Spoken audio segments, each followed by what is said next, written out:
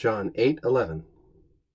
Quae dixit nemo Domine, dixit autem Iesus, nec ego te condemnabo, vade et amplius iam noli peccare.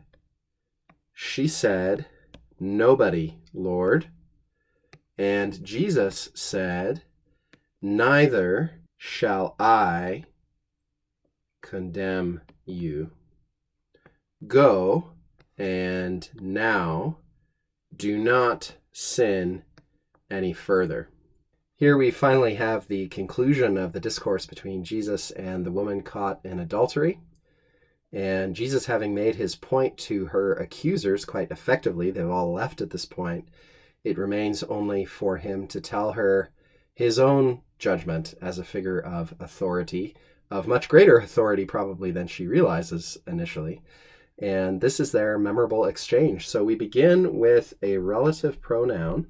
And this is something that trips students up often. If you learn relative pronouns first, along the lines of always translating them as he who or she who or that which and so forth, you're going to run into trouble when you see relative pronouns beginning sentences like this.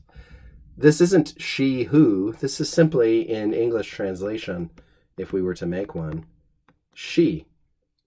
The relative pronoun links us back conceptually to the previous sentence, in this case in the previous verse, and we've got all the information that we need about who's being described here, who the antecedent noun is for this relative pronoun, because we can see that it's both feminine and singular. And if we didn't initially know it was singular, we would know it from dixit. Quae dixit, she said, in reply to him, we might add, nemo Domine, id est nemo me condemnavit. So she's answering his question that he asked at the end of John 8:10, where he said, nemo te condemnavit. And we talked about, when we discussed the last verse, how in its own immediate context, that could either be a question or a statement. But her answer here strongly suggests that what Jesus says at the end of 8:10 is a question, because she's responding in the affirmative. And people in ancient times in Latin, they might respond with a word that's more or less the equivalent of yes in English, or even more often they would respond in the affirmative, if they wanted to respond in the affirmative, by repeating a key word from the question. And that's what she does here. She says, she agrees with him. He says, "Has no one condemned you?" And she says, "No one, Domine." You're right. No one has condemned me. There's nobody here but you and I.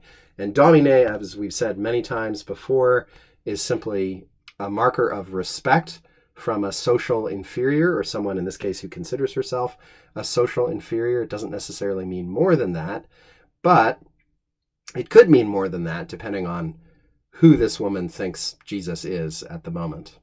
Dixit autem Iesus, and Jesus said to her, nor, and this is et non, right?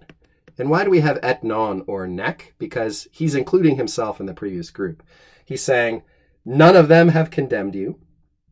I also shall not, here in our Latin text, I shall not condemn you. And this ego is really emphatic here. Again, we don't need it. The last letter in this verb form tells us all we need to know about who is speaking. So the ego is not strictly speaking necessary, but it really emphasizes, I, for my part, we might even say, shall not condemn you. Then he tells her, go, and this is vado, vadere, third conjugation verb. You may not have seen it all that often before. I've talked about this once or twice, I think, in past videos, but if it helps you remember, you can think of a phrase that has passed into English usage.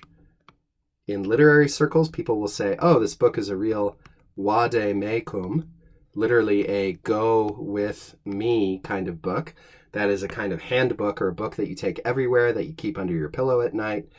This used to be a word, at least, that we used in English to talk about such books. It's a pretty narrow, specialized context. You might not hear it so much anymore, but if it helps you remember wado, so much the better. Go, he says, and now noli, which is almost always equivalent to English don't, and we always expect an infinitive to follow, which in fact is what we get here. Don't sin amplius. And this is the adverbial form of the adjective amplus, and it means any further. In English, we would say any more. Don't go on sinning, he says, in effect.